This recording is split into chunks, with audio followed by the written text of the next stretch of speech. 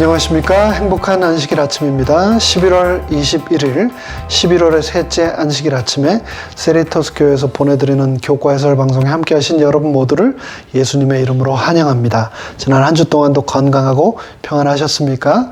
제 생각에는 이곳 남가주에서 가장 아름다운 계절이 바로 요즘이 아닌가 싶습니다.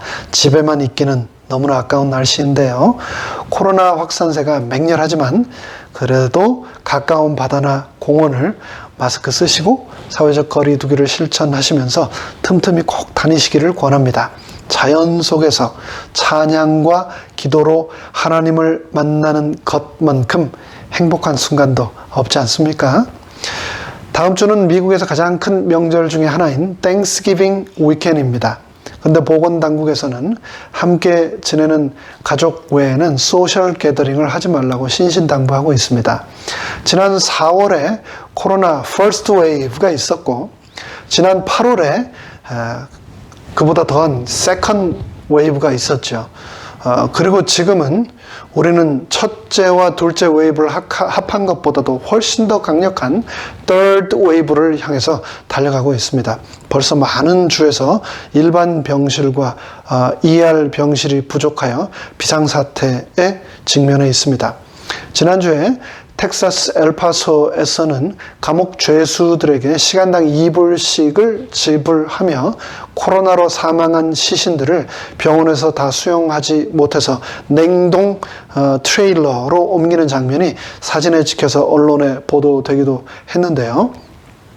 이런 상황 때문에 1년에 한 번 반가운 가족, 친구들과 함께 식사하며 함께 보내는 즐거운 시간을 갖지 못한다는 것이 너무나 참 안타깝습니다. 하지만 그렇다고 그 일 때문에 내가 지금 행복하지 않다면 그것은 하나님이 원하시는 일이 아니라는 것을 기억하십시오. 행복은 과거도 아니고 언젠가 다가올 미래도 아니고 현재 시제라는 것을 기억합시다. 지금 내가 감사하고 행복하지 않으면 영원히 행복할 수 없다는 것을 기억하십시오. 그래서 신명기서는 이렇게 말씀하지 않았습니까? 이스라엘이여 너는 행복자로다. 여호와의 구원을 너같이 얻은 백성이 누구니요? 라고 말씀하지 않으셨습니까? 이 순간 지금 나의 삶 속에 감사와 행복이 나의 구원을 이룬다는 것을 기억하십시오. 지금 주어진 나의 소중한 행복을 놓치지 않는 우리 모두가 되기를 간절히 바랍니다. 오늘은 2020년 제4기 8과 교육과 구원이라는 제목의 교과를 함께 연구할 텐데요. 연구를 시작하기 전에 다 함께 머리 숙여 성령님의 인도하심을 구하겠습니다. 하늘에 계신 저희들의 아버지 하나님, 너무나 아름다운 계절, 또 이 축복의 안식일 아침, 하나님의 말씀을 펴고 연구할 수 있는 귀한 특권을 주셔서 너무나 감사합니다. 오늘 우리는 교육과 구원이라고 하는 너무나 중요한 주제를 놓고 성령님의 임재하심과 지혜를 구합니다. 친히 우리와 함께 하셔서 이 시간 우리 마음속에 깨달음을 주시옵기를 간절히 바라오니 성령님 우리와 함께 하시고 은혜 내려 주시옵소서. 모든 말씀 예수님의 이름으로 간절히 기원합니다. 아멘. 시작하면서 기억자료 말씀을 다시 한번 읽겠습니다. 우리가 너무나 잘 아는 디모데후서의 말씀입니다. 모든 성경은 하나님의 감동으로 된 것으로 교훈과 책망과 바르게 함과 의로 교육하기에 유익하니. 이번 교과의 제목은 조금 전에 말씀드린 것처럼 교육과 구원입니다. 이번 기의 총 주제가 기독교 교육인데요. 그래서 이번 주는 교육과 구원의 상관관계를 저자는 설명하고자 하고 있습니다. 여러분 생각하시기에 구원은 뭐라고 생각하십니까? 신앙에 있어서 구원의 개념은 가장 중요한 개념 중에 하나입니다. 그런데 그 개념은 우리가 가지고 있는 세계관, 성경관, 신앙관, 인생관에 따라서 각자 비슷한 듯 조금씩은 다른 구원관을 가지게 됩니다. 길거리나 마켓 같은 곳에 가보면 예수 믿고 구원받으라고 말하거나 전도지나 책자를 전달해 주시는 분들을 심심치 않게 만날 수 있습니다. 그분들이 말하시는 구원은 무엇일까요? 성경에서는 구원에 관하여 총 564회 언급하고 있습니다. 출애굽기에서 이스라엘 백성들은 여호와는 나의 힘이요 노래시며 나의 구원이시로다 라고 노래를 했습니다. 즉 그들은 여호와가 바로 나의 구원이라고 믿고 또 말하고 있는 것인데요. 시편 기자는 자신을 원수와 환난으로부터 자신을 구원해 달라고 수없이 기도했습니다. 시편의 너무나 많은 노래는 이 구원을 위한 간구입니다. 구원을 그토록 간구하는 인류를 위하여 하나님께서는 인간의 육신을 입고 2000년 전 이 땅에 오셨습니다. 그분의 오심을 천사들은 마태복음 1장에서 말하기를 아들을 낳으리니 이름을 예수라 하라. 이는 그가 자기 백성을 저희 죄에서 구원할 자임이라 하더라 라고 하시며 예수 그리스도의 성육신의 목적은 바로 나의 구원이라고 분명히 말씀하고 있습니다. 사도 바울은 빌립보서에서 그 구원을 언제 이루어야 하는가? 바로 지금 그 구원을 우리가 이루어야 한다라고 강권합니다. 그러므로 나의 사랑하는 자들아 너희가 나 있을 때뿐 아니라 더욱 지금 나 없을 때에도 항상 복종하여 두렵고 떨림으로 너희 구원을 이루라 라고 말씀했습니다. 또 사도 바울은 고린도서에서 그 구원의 날이 먼 미래가 아니라 바로 지금이라고 말합니다. 보라, 지금은 은혜 받을 만한 때요. 보라, 지금이 바로 구원의 날이로다 라고 말합니다. 여러분 구원 받으셨습니까? 두렵고 떨림으로 구원을 이루셨습니까? 그리고 지금도 구원의 날을 하루하루 살아가고 계십니까? 이 질문에 방송을 시청하고 계신 여러분 모두 아멘 하실 수 있기를 간절히 바랍니다. 오늘 교과의 제목처럼 기독교 교육의 궁극적인 목적은 두말할 나위 없이 구원입니다.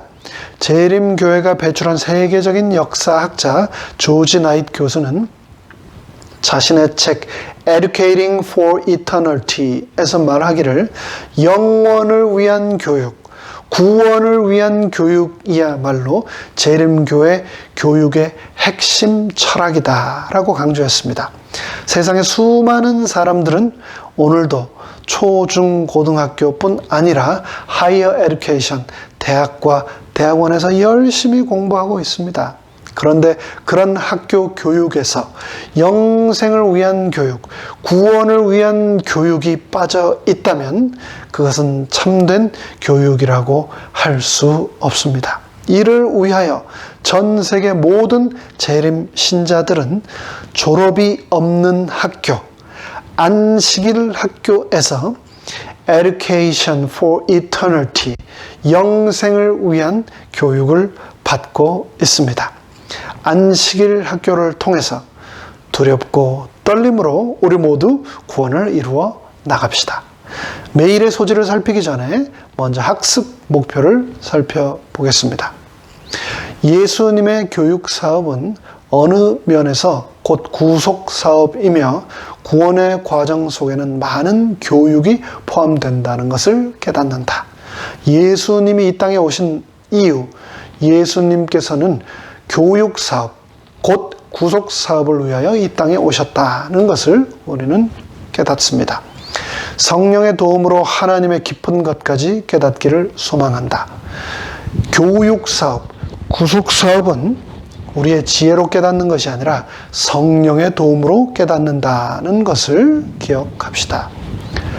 세상이 하나님을 아는 지식으로 충만하게 되는, 그렇게 되게 하는 사업에 동참한다. 구속을 위한, 구원을 위한 교육 사업, 그 사업이 충만해지도록 어떻게 하면 우리가 동참할 수 있을까 또 함께 고민하겠습니다.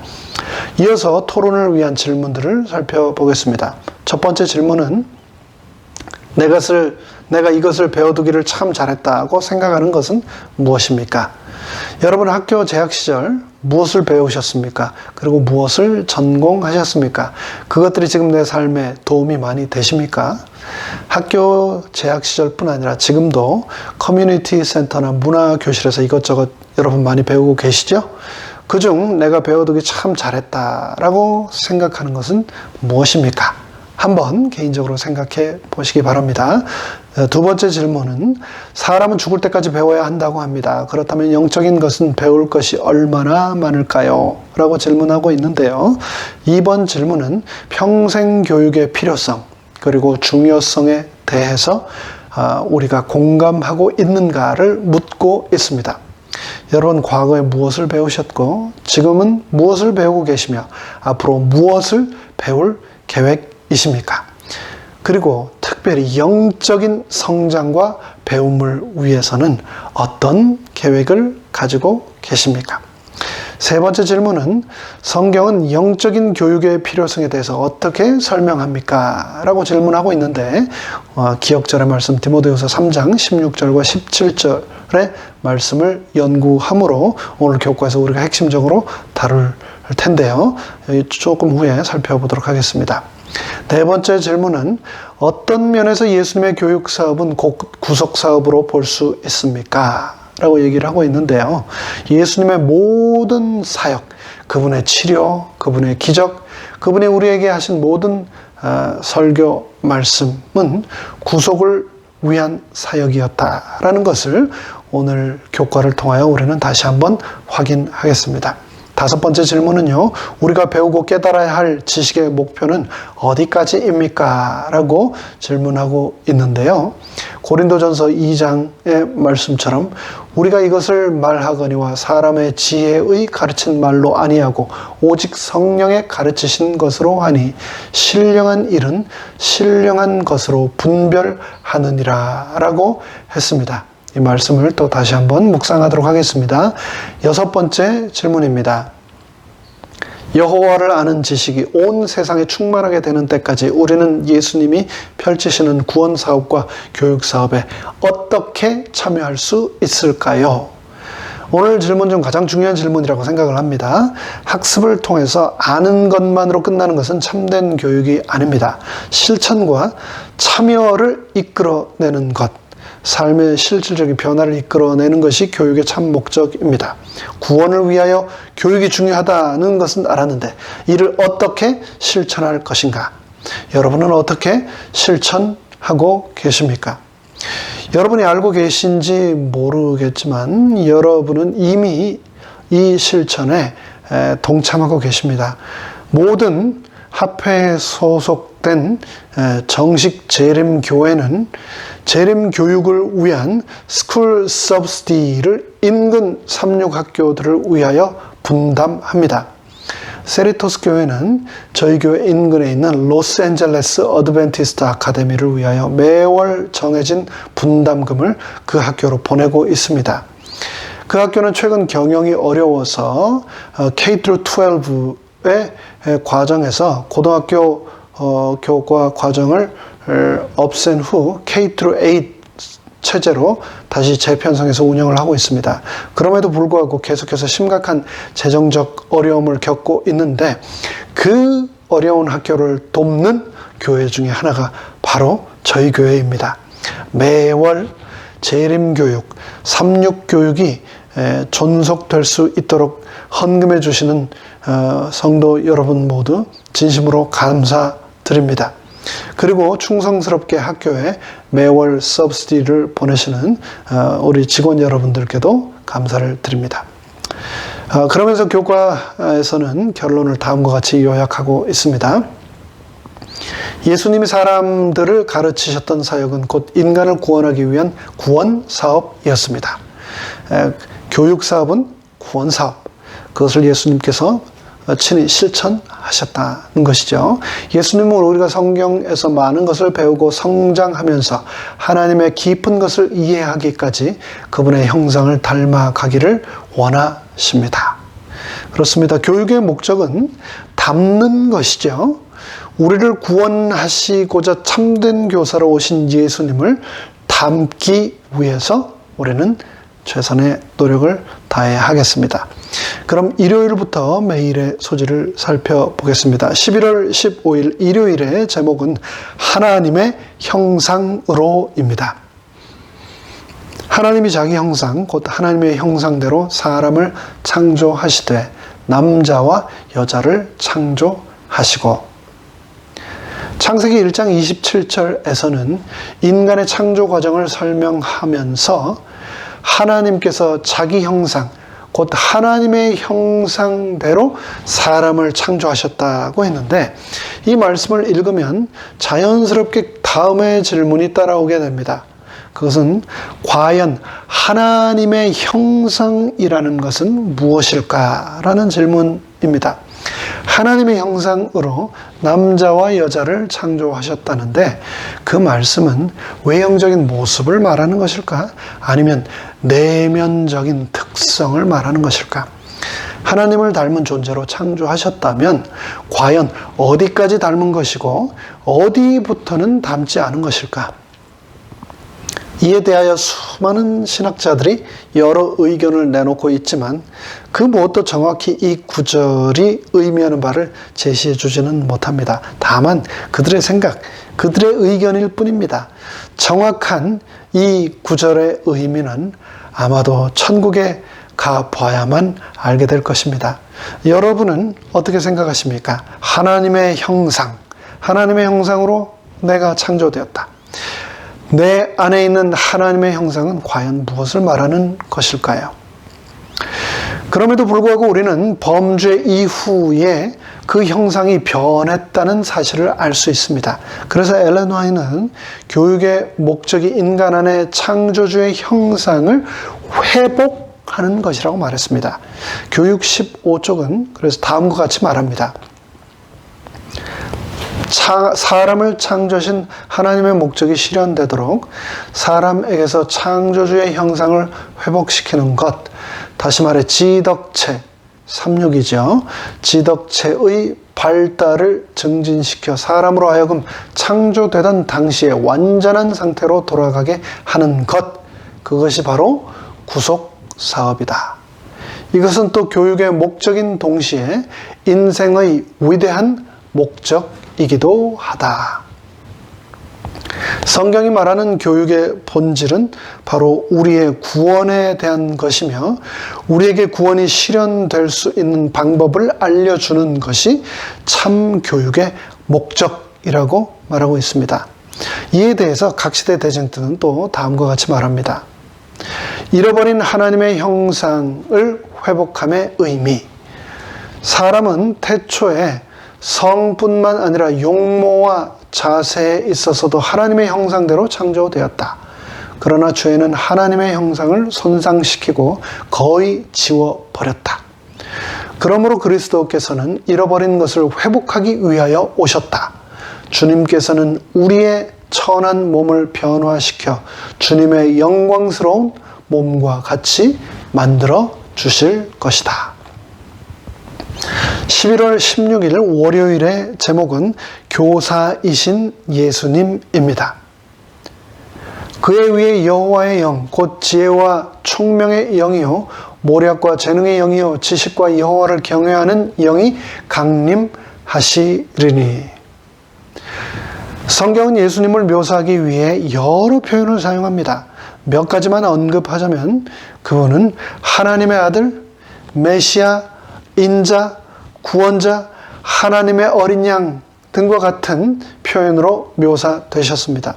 그 중에서도 유다와 갈릴리에서 활동하셨던 3년 반의 공생의 기간 동안 그분은 함께한 사람들에게 그 누구보다도 교사로서 함께 하셨습니다. 사람들은 예수님을 선생님이여 혹은 라비어라고 불렀습니다. 즉 교육자, 복직과 교육 사업은 예수님이 자신의 공적 사역을 수행하시는데 가장 정성을 기울이셨던 역할이었다는 겁니다. 요한복음 3장에 보면 예수님을 만나러 온 한 인물이 등장합니다. 바리새인 중에 니고데모라 하는 사람이 있으니 유대인의 관원이라. 그가 밤에 예수께 와서 가로되 랍비여, 우리가 당신은 하나님께로서 오신 선생인 줄 아나이다. 하나님이 함께 하시지 아니하시면 당신의 행하시는 이 표적을 아무라도 할 수 없음이니이다.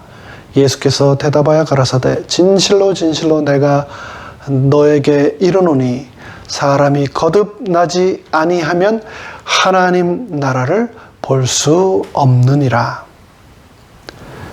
니고데모는 유대인의 관원이었습니다. 그는 이제 막 30을 넘긴 예수보다 나이에 있어서나 경험에 있어서 훨씬 더 우위에 있는 사람이었습니다. 그럼에도 불구하고 니고데모는 예수님을 랍비여, 선생님이여 라고 부르며 그분께 가르침을 부탁하고 있습니다. 니고데모처럼 내가 받은 세상에서의 교육이 많고 또 세상적인 경험이 풍부하다 할지라도 선생님이신 예수님께 배우기를 게을리하지 말아야 하겠습니다.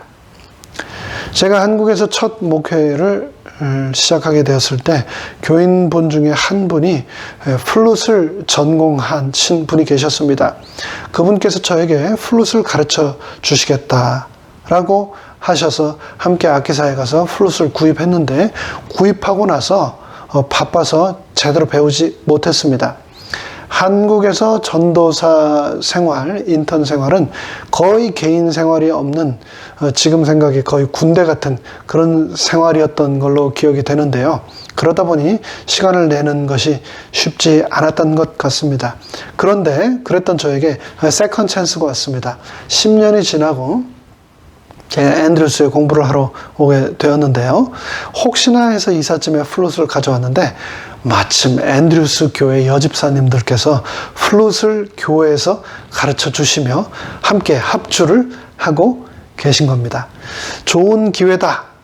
두 번째 찬스. 이건 놓치지 말아야지 하고 생각하고 정말 꼭 배우고 싶었는데 삶이 녹록지 않았습니다. 그때도 학교에서 수업 들이라 그 외의 시간에는 일하느랴 그렇게 기회가 또 가버리고 말았습니다.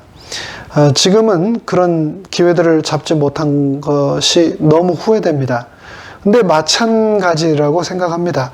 나에게 교사로 오신 예수님께 배우기를 게을리하고 바쁘다는 핑계만 댄다면 우리는 영원히 예수님으로부터 깊이 있는 구원에 대한 가르침을 배울 기회를 영원히 놓쳐버리고 말 것입니다. 학생이며 동시에 교사인 우리에게 그래서 교회 증언은 다음과 같이 권면합니다. 교사들이여 참된 교육자의 위치를 갖추라. 말과 그들의 영혼에 대한 관심을 표명함으로 구속하는 사랑의 산 조류가 학생들의 마음에 흐르게 하라. 그들의 정신이 글 공부로 채워지기 전에 그들과 이야기하라. 그리스도와 그분의 의를 찾도록 간구하라. 마음이 그리스도께 바쳐지면 반드시 일어날 변화를 보여주라. 그들의 주의를 그분께 집중시키게 하라. 11월 17일 화요일의 제목은 모세와 선지자들입니다. 화요일 교과는 모세와 선지자들, 즉 성경이 어떤 책인지 그리고 교육과 구원이 어떤 관계에 있는지를 다루고 있습니다. 화요일의 성경 말씀은 이번에 기억절이기도 한데요. 다시 한번 읽겠습니다. 모든 성경은 하나님의 감동으로 된 것으로 교훈과 책망과 바르게 함과 의로 교육하기에 유익하니. 히브리어로 된 구약 성경을 그들은 타나크라고 부르는데요. 이는 성경을 구성하는 세 부분, 즉 첫 번째 모세오경이라고 부르는 율법서 토라, 그리고 두 번째 예언서라고 부르는 선지자들의 글 네비힘, 그리고 세 번째 성문서라고 부르는 시가서, 지혜서, 케투빔의 첫 글자를 따서 타나크라고 합니다. 타나크라고 불리는 구약 성경뿐 아니라 예수님이 오신 이후에 기록된 신약 성경도 구약 성경과 마찬가지로 그리스도인 일상생활에 필요한 실질적인 교훈과 교육적인 내용들로 가득 차 있습니다. 바이블, 성경이라고 하는 말 자체가 책이라고 하는 의미를 담고 있지만 성경은 전 세계에 있는 그 어떤 책하고도 비교할 수 없는 특별한 책입니다. 성경은 읽는 사람들을 변화시킬 뿐만 아니라 그들을 구원에 이르게 하는 책입니다. 이에 대하여 부조화 선지자는 다음과 같이 또 기록하고 있습니다. 교육하는 능력으로 말하면 성경을 당할 것이 없다. 하나님의 말씀 가운데서 사람들의 마음은 가장 깊은 생각과 가장 높은 포부에 대한 주제를 찾을 수 있다. 성경은 인간이 소유한 가장 교훈적인 역사서이다. 그것은 영원한 진리의 샘으로부터 신선하게 되었으며 하나님의 손길이 각 시대를 통하여 그 순결을 유지하여 오셨다. 저희 집 아이들에게 애들 엄마가 아무리 바쁘더라도 하루의 시작을 성경을 읽는 것으로 시작하라고 큰 아이부터 교육을 시켰는데요. 그것을 보고 둘째 아이와 셋째 아이도 지금은 자연스럽게 따라하게 되었습니다. 아이들에게 성경을 읽고자 하는 마음을 주신 하나님께 감사드리며 이 습관이 아이들과 평생 같이 하기를 늘 기도하고 있습니다. 이 방송을 들으시는 성도님들께서도 하루의 시작을 늘 성경 말씀을 읽는 것으로 시작하고 계실 텐데요. 최고의 교육의 능력을 지닌 성경을 통하여 우리가 구원을 이루게 될 것을 믿습니다. 11월 18일 수요일의 제목은 지혜로운 남녀들입니다. 수요일 교과는 성경이 말하는 지혜가 무엇인지에 대하여 말하고 있습니다. 하나님이 솔로몬에게 지혜와 총명을 심히 많이 주시니 또 넓은 마음을 주시되 바닷가에 모래같이 하시니. 우리는 흔히 교육이라고 하면 학교에서 받는 교육들을 떠올립니다. 그러한 학교 교육을 통하여 우리는 많은 지식을 얻습니다. 근데 성경은 단순한 정보나 지식이 아닌 지혜를 가진 자로 우리는 교육되어야 한다고 말을 합니다. 솔로몬은 이미 수많은 지식과 정보를 가지고 있었습니다. 그랬던 그가 열왕기상 3장에 보면 하나님께 정성을 다하여 1,000번제의 예배를 드립니다. 그러자 하나님께서는 솔로몬에게 나타나셔서 내가 너에게 무엇을 줄 거라고 물으셨습니다. 그러자 솔로몬은 9절에서 지혜로운 마음을 종에게 주사 주의 백성을 재판하여 선악을 분별하게 하옵소서라고 대답했습니다. 여기 지혜로운 마음으로 번역된 히브리 원어는 쉐마레브인데요. 쉐마라고 하는 말은 듣는다라는 뜻이고 레브라고 하는 말은 마음이라는 뜻입니다. 즉 백성들의 말을 듣는 마음을 달라고 솔로몬은 하나님께 구한 겁니다. 하나님께서는 그 대답을 들으시고 정말 기뻐하셨습니다. 그리고 그런 솔로몬에게 지혜와 총명까지 더하여 주셨습니다. 여기서 우리는 지혜로운 사람의 특징을 발견할 수 있습니다. 지혜로운 사람은 잘 듣는 사람입니다. 먼저 듣지 않으면 절대 배울 수 없습니다. 남의 말을 듣지 않고 중간에 끼어드는 사람은 절대 지혜로운 사람이 아닙니다. 지난 46대 미국 대통령 대선을 위한 후보들의 토론회를 보고 전 세계 사람들이 다 실망했습니다. 미 국민인 우리는 그 모습이 너무나 부끄러웠습니다. 나라를 이끌어 가겠다고 하는 분들이 서로의 말을 듣지 않고 끊고 서로의 의견을 존중하지 않는 모습은 결코 지혜로운 모습이 아니었습니다. 그렇기 때문에 우리는 이 나라의 위정자, 정치 지도자들을 위해서 더욱 기도해야 한다고 생각합니다. 기억합시다. 지혜로운 자가 되고자 한다면 솔로몬처럼 늘 남의 말을 먼저 그리고 또 열심히 경청해야 한다는 것을 말입니다. 오늘날 세상은 결핍이 없는 풍족한 세상인 것 같지만 실상은 엄청난 결핍으로 고통받고 있습니다. 그 중에 가장 큰 결핍에 대하여 교육 57쪽은 다음과 같이 기록하고 있습니다. 인류의 가장 큰 결핍은 인물의 부족이다. 그 인물이란 매매되지 않는 사람, 심령이 진실하고 정직한 사람, 죄를 그대로 죄라고 부르기를 두려워하지 않는 사람, 마치 나침반의 바늘이 틀림없이 남북을 가리키듯이 양심이 그 의무에 충실한 사람, 비록 하늘이 무너질지라도 옳은 일을 위하여 굳게 서는 그런 사람들이다. 참된 그리스도인 교육을 통하여 하나님의 형상이 회복되는 세상이 되기를 간절히 바랍니다. 11월 19일 목요일의 제목은 초기 교회에서 이루어진 교육이라고 하는 제목입니다. 우리가 이것을 말하거니와 사람의 지혜가 가르친 말로 아니하고 오직 성령께서 가르치신 것으로 하니 영적인 일은 영적인 것으로 분별하느니라. 예수님께서는 공생애 하시는 3년 반의 시간의 대부분을 제자들을 교육시키시는데 할애하셨습니다. 오늘날로 치면 보딩 스쿨이라고 할 수 있겠죠.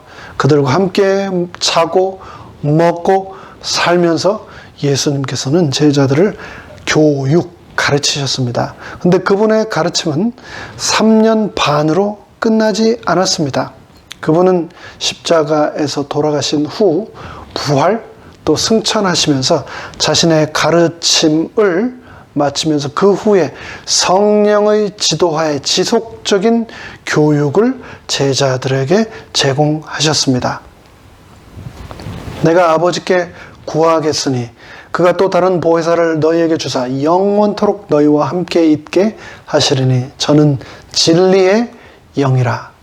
내가 너희를 고아와 같이 버려두지 아니하고 너희에게로 오리라.